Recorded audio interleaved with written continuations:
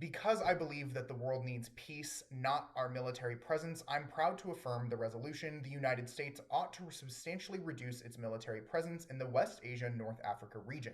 To clarify the debate, I observe that first, military presence encompasses a country maintaining military facilities, deploying military personnel in the territory of another country, according to the Encyclopedia of World Problems and Human Potential, no date. The West Asia North Africa, or WANA region, includes 22 countries in a triangulated area spanning from Morocco to Ethiopia to Iran, according to Ibrahim and Law 13. And third, in the context of military programs, the Department of Defense in 1991 defines a substantial reduction as 50% or more.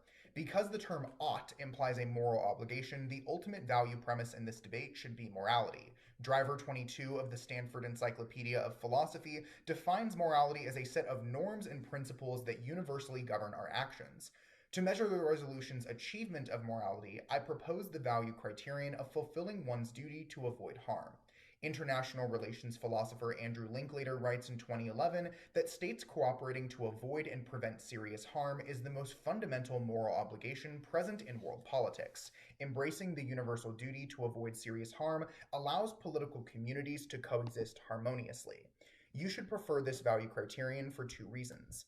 First, the harm principle grounds and unifies diverse interpretations of morality.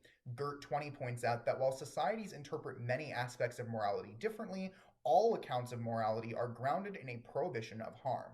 Second, the harm principle serves as a foundation for generating other moral obligations. Linklater 11 explains that in the context of international relations, nations must have confidence in mutual commitments to avoid harm before accepting duties of beneficence. The thesis of the affirmative is that because substantially reducing presence from the WANA region fulfills the duty to avoid harm, the U.S. ought to do so to uphold the ultimate value of morality. I support this thesis with two contentions. Contention 1. Reducing military presence avoids entanglement. The West Asia North Africa region is at a boiling point that threatens to erupt. Hoffman 23 writes that thanks to the Israel-Hamas war, the Yemeni civil war, and Iranian aggression, the United States is at a major risk of being drawn into the conflict. Specifically, the United States has suffered at least 23 attacks as a result of its substantially increased military presence in the region. Richmond 23 furthers that if these attacks continue, they'll inevitably cross thresholds that force nations to escalate. Iran, Iraq, Syria, Saudi Arabia, Lebanon, and more are increasingly likely to attack U.S. forces in the region. This would provoke a devastating U.S. response, spelling disaster for all nations involved. The impact of U.S. military entanglement is global warfare. Zax 23 warns that enemies of Israel would take advantage of the country's focus on Hamas to launch a full-scale attack, drawing the United States forces in to protect its ally. That would enable Russia to engage in a major counteroffensive in Ukraine and China to seize the opportunity to launch their long-desired invasion of Taiwan. Worst of all, Zax concludes that de-escalation tools that existed in the Cold War no longer exist, and there are insufficient means to prevent acceleration. Duffy 23 explains that expanding military presence in the region will result in lost lives and economic ruin, clearly violating the harm principle.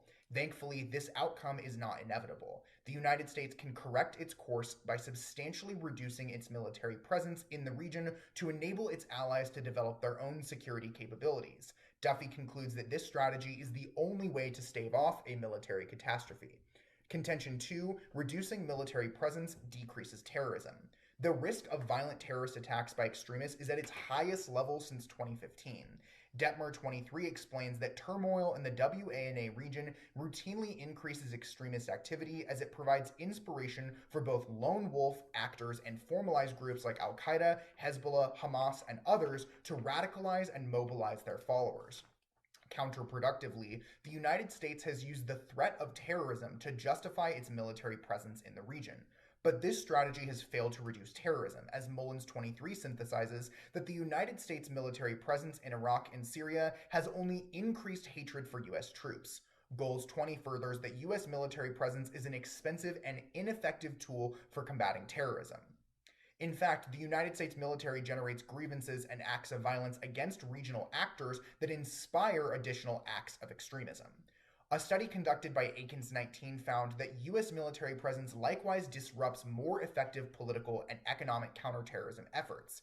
Aikens Knight concludes that their dissertation by recommending that the United States end its counterproductive reliance on military force to combat terrorism.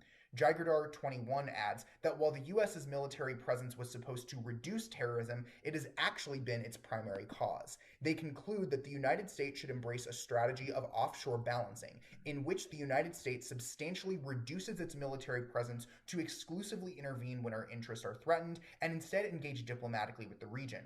Jigerdar concludes that reducing U.S. military footprint in the WANA region would reduce acts of anti-American terrorism. Terrorist violence and terrorist counter responses both violate the harm principle. Thus, because substantially reducing U.S. military presence in the WANA region would fulfill the duty to avoid harm by avoiding entanglement and decreasing terrorism, you ought to affirm to uphold morality. And I'm open for cross-ex.